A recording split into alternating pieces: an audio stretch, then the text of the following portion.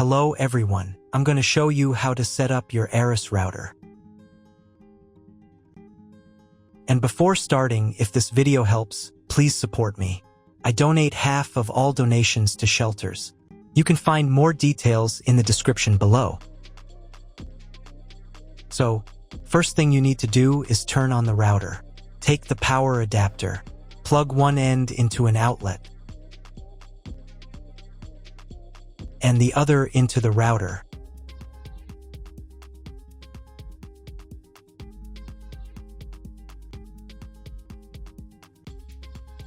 Then press the power button.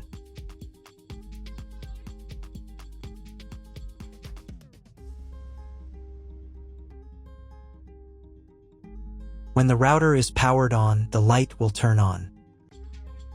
It may take a few minutes for it to completely turn on. Next, connect the cable from your broadband provider or from your modem to a special internet port. This port usually has a different color and labeled as WAN. Each cable should be inserted until it clicks. Now you need to reset the router to the factory settings. Press and hold the reset button on the router for 10 seconds, until the indicator lights on the router begin to flash. Sometimes this button is located inside the router casing to avoid accidental pressing. In this case, use a thin object to press on it.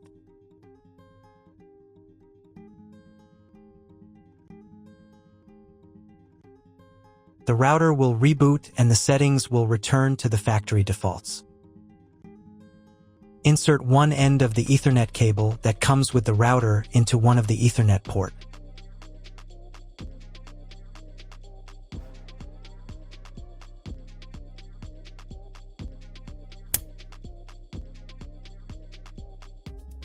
And the other into your computer's Ethernet port. Please wait a few minutes for connection. The router is now connected to your computer. Now you need to set it up. But first, I will show you another method for connecting the router if you do not have an Ethernet cable or your computer does not have an Ethernet port. Connect the router to the power adapter and cable from your internet provider. This will enable Wi-Fi. If the router is new and has never been configured, the Wi-Fi network will have the name of your router. Your router has its own Wi-Fi network name and password printed on a sticker. Connect to it. Great, you've connected to the router. Now let's start setting it up.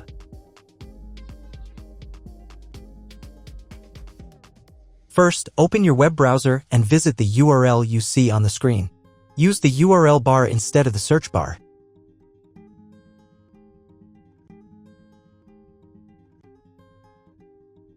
At the beginning, you will see a form with a login and password. Usually, it is admin and password. If these credentials are wrong, then find label on your router. The credentials are often printed on the bottom of the device.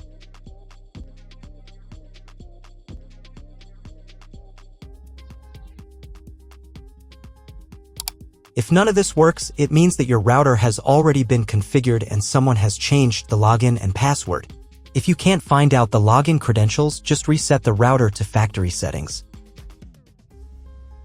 And then log into the router's personal cabinet using the standard credentials.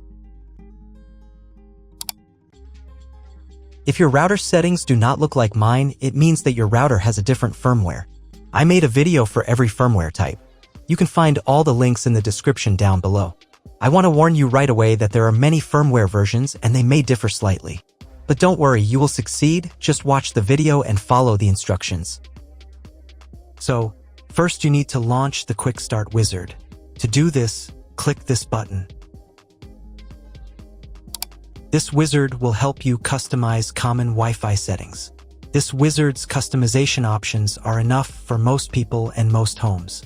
But if you have specialized network needs, you can further configure and customize your router after completing the wizard. Click the next button. At this stage, You can customize the Wi-Fi network's name and the passphrase used to connect to the network. The name must be between 1 and 32 alphanumeric characters long. If using automatic band steering, this name will apply to both radios. The passphrase must contain between 8 and 64 characters. Click the Next button. If your router has 2 Wi-Fi radios, then after the setup you will have 2 networks with similar names. The 5 GHz Wi-Fi radio offers the best performance. Click the Next button. Click the Next button again. On the next page, you can change the default login credentials for the router's admin panel. If you want to change the username, check this box. Enter the new username in this field and confirm it in this field. The same applies to the password. If you want to change it, check this box and enter your new password in these 2 fields.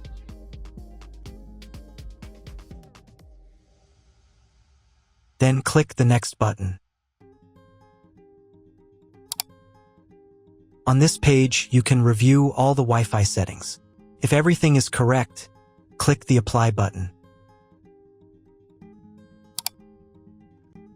Your settings are being saved.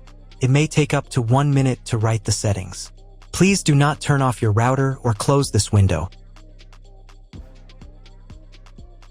Done. The connection settings for your Wi-Fi network can now be used to configure your devices. Now is a good time to write down, print, or copy the settings into a document. Then, keep them in a safe place. Click the Exit button. If you were connected to the router via Wi-Fi, reconnect to the network using the new settings. Now check if the internet is working.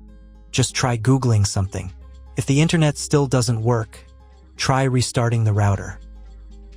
To do this, unplug the router from the power outlet, wait 10 seconds, and then plug it back in. Wait a couple of minutes for the router to fully start, and then try Googling something again. If the internet still doesn't work, at this point you need to call your internet provider. They will tell you exactly what type of connection you need and what additional parameters to set. For those who now have internet access, I will now show you how to set up a guest network. To do this, click on this menu item. To enable the guest network, select Enabled here.